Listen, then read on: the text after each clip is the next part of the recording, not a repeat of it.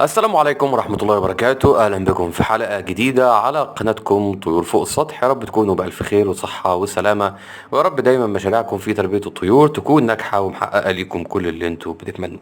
سؤال مهم جدا اتطرح علينا مؤخرا: هل أكل الطيور في الشتاء زي أكل الطيور في فصل الصيف أو في الحر؟ يعني البرد بيبقى زي الحر في نوعية الأكل اللي بتتقدم للطيور؟ طبعا ناس كتير هتتسرع وتقول أكيد مختلف، وأكيد الأكل بيختلف، لكن بيختلف إزاي؟ هي دي التفاصيل المهمة اللي احنا محتاجين نشرحها، لأنه ناس كتير عندها معلومات مغلوطة عن الموضوع ده. هو فعلا الموضوع فعلا بيختلف من الصيف للشتاء، لكن بطريقة معينة محتاجين نوضحها بالتفصيل. قبل أي شيء اعمل لايك على الفيديو، اشترك في القناة، فعل زر الجرس علشان توصلك كل الفيديوهات الجديدة أول بأول. يلا بينا ندخل في الموضوع على طول. لازم يا جماعة نعرف انه الفصل اللي بيبقى فيه الطائر زي ما تقول كده بيؤثر على كل وظائفه. الجو، مش عايز اقول الفصل، الجو العام. يعني مثلا في الربيع الجو يبقى جميل جدا. الجو الجميل ده جو ملائم لتفقيس كتاكيت، جو ملائم لتربية جيل جديد، جو ملائم لإنتاج البيض وزيادة إنتاج البيض، جو ملائم لإنك تقدم أكلات مش غالية ومتوازنة من غير ما تبقى واخد بالك بقى من البرد أو الحر، والأكلة دي بتتعب الطائر بسبب الحر، والأكلة دي بتتعب الطائر بسبب البرد. ده في الربيع. الخريف نفس الكلام.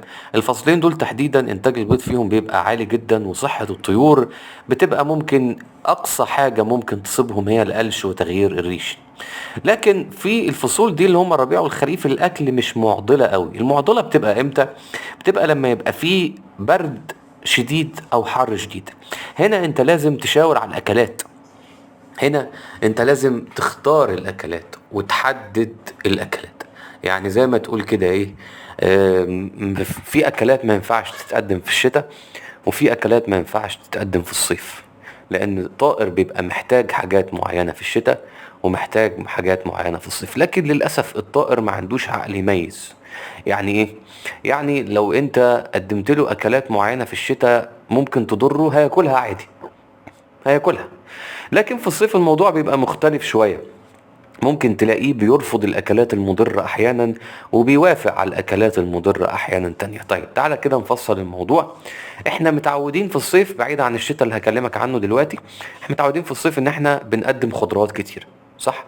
خضروات كتير علشان خاطر نرطب على الطائر، علشان فيها ألياف، عشان فيها مية، عشان بتخلي الطائر من جوه جسمه يبقى في درجة حرارة منخفضة شوية، فما يصابش بالإجهاد الحراري. وعشان الخضروات دي تساعده على الهضم، تساعده على حرق الدهون، تساعده على الامتصاص، تساعده على حاجات كتيرة جدا. تمام. وفي فصل الصيف او في الحر بشكل عام، تمام، لان ممكن الحر ساعات يبدأ قبل ميعاد الصيف الرسمي ويخلص بعد ميعاد انتهاء فصل الصيف الرسمي. فانا بكلمك في حر وبرد دلوقتي، مش صيف وشتاء. فالحر انت بتقدم خضروات وبتبعد عن الاكلات اللي فيها نشويات وكربوهيدرات.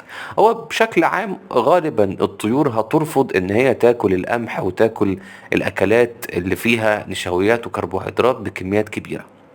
يعني حتى لو قدمت ليهم عيش بياكلوه بس بكميات قليلة، لان هما جسمهم مش بيبقى مستحمل اصلا طاقة والكربوهيدرات، ويبقوا مش مستحملين حاجة ترفع درجة حرارتهم اكتر واكتر واكتر. تمام. لكن طبعا في اكلات ممكن تضرهم في فصل زي الصيف وياكلوها لان هما ما عندهمش وعي. زي مثلا الفلفل الاسود، الشطة، الحاجات دي ممكن ياكلوها في فصل الصيف وهي اصلا بترفع درجة الحرارة وبتسخن اكتر. هما ما عندهمش وعي بده بأي حال من الأحوال. ممكن تقدم لهم مثلا أكلات دسمة.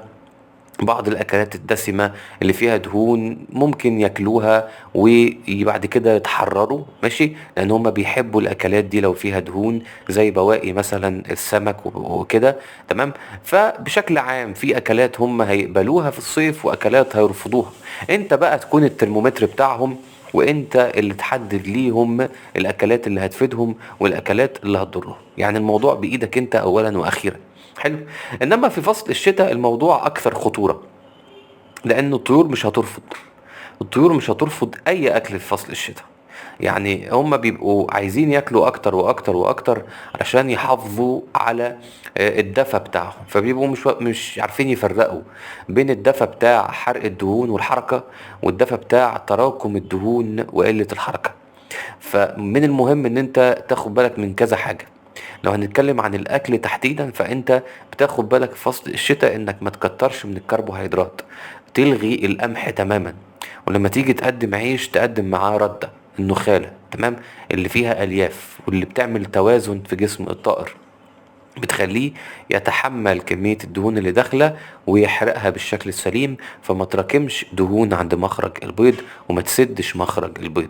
فانت بتبعد عن الايه، الاكلات اللي هي بترفع الكربوهيدرات، اللهم بس الذرة الرفيعة بكميات قليلة جدا ممكن تقدمها، العيش بكميات قليلة، علشان تعمل ايه، عشان تشبع الطائر. لكن روتين اليوم نفسه في فصل الشتاء او في البرد بقى زي ما اتفقنا، تمام، روتين اليوم بيعتمد على العلف 50 جرام لكل فرخة، 21% بروتين على أقل تقدير، ووجبة خضروات مشبعة لحد الساعة 8 9 بالليل. ثم بتقدم ليهم بواقي العيش اللي عندك اللي تدفيهم سنة من غير ما تراكم دهون عند مخرج البيض أو تراكم دهون في جسمهم بشكل عام. فأنت بقى الترمومتر بتاع الطائر بتاعك في فصل الشتاء أو في البرد، لأن هو ممكن يكون محتاج حاجة معينة، تمام، انت بتوفرها له، وساعات بيبقى رافض حاجة معينة وانت موفرها له فهياكلها. جسمه رافض بس شهيته مفتوحة، فهتلاقيه بياكل وبيتضر. واهم حاجة نهتم بالاضافات اللي بتخلي الطائر يتدفى في فصل الشتاء او في البرد، زي الشطة، الفلفل الاسود، الزنجبيل، الاكلات الدافيه بشكل عام. يعني بواقي الاكل حاول تدفيها قبل ما تقدمها للطائر، بواقي العيش حاول تدفيها قبل ما تقدمها للطائر. الصبح بدري لو مش هتقدم علف وعندك بديل، حاول يكون دافي علشان يدفي الطائر الصبح. وده على عكس فصل الصيف تماما اللي بتقدم فيه الاكل بارد علشان يرطب على جسم الطائر. المهم ان انت ايه، بتاخد بالك. انت الترمومتر بتاع الطيور بتاعتك، انت عارف هما محتاجين ايه ومش محتاجين ايه، وهما ما عندهمش القدرة ان هما يعبروا او حتى يرفضوا في احيان معينة. فانت لو ما وفرتش ليهم المفيد ولو ما بعدتش عنهم المضر، يبقى انت بشكل مباشر بتضرهم ومش بتساهم في انمائهم او زيادة الانتاج والصحة والمناعة بشكل كافي. ده كان الفيديو. ما تنساش تعمل لايك على الفيديو واشتراك في القناة وتفعل زر الجرس علشان توصلك كل الفيديوهات الجديدة اول باول. ونشوفك على الف خير في حلقات جديدة، والسلام عليكم ورحمة الله وبركاته.